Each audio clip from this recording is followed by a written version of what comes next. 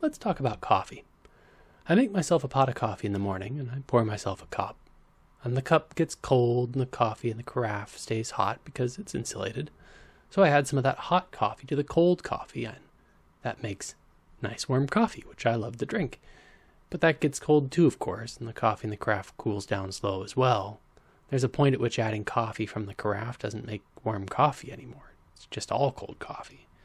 You can only dip into that reservoir of heat so many times before you get diminishing returns. Then it's time for a new source of energy. Into the microwave it goes. This is a nice analogy for the requirement for rest, but also the requirement for change. Hello, the internet. Let's go on an adventure. So I think, for me, what it's going to take to get to feeling a little more enthusiastic is to go do some fun science. That's just what I love. Maybe your adventures are different. So when I need to recharge, I'm going to do two things. One, I'm going to get out in the nature and get a little exercise, take a little walk, touch some grass, as the kids say, look at something pretty. And two, I'd like to try some exploration of the microcosmos. Take some tiny photographs with, we'll try a macro lens and maybe a microscope. We'll see where we get.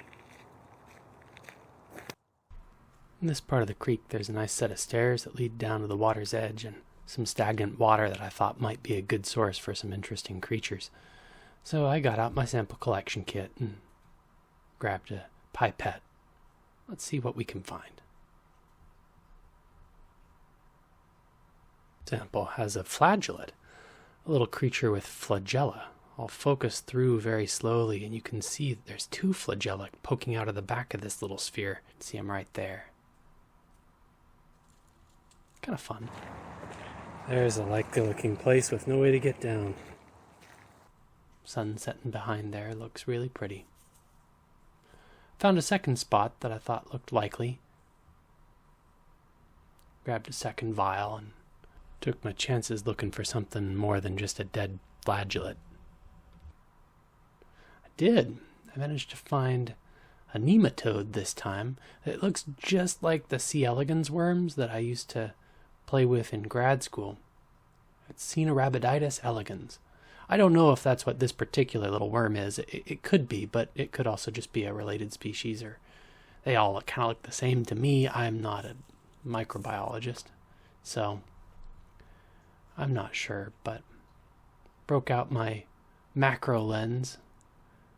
Got some pretty pictures there too. I love it when I can capture one droplet in sharp focus like that. It's very satisfying.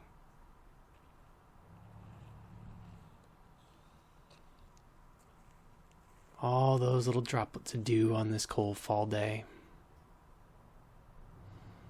Managed to see some macro wildlife as well as the micro wildlife. They seem like a very stately pair of birds.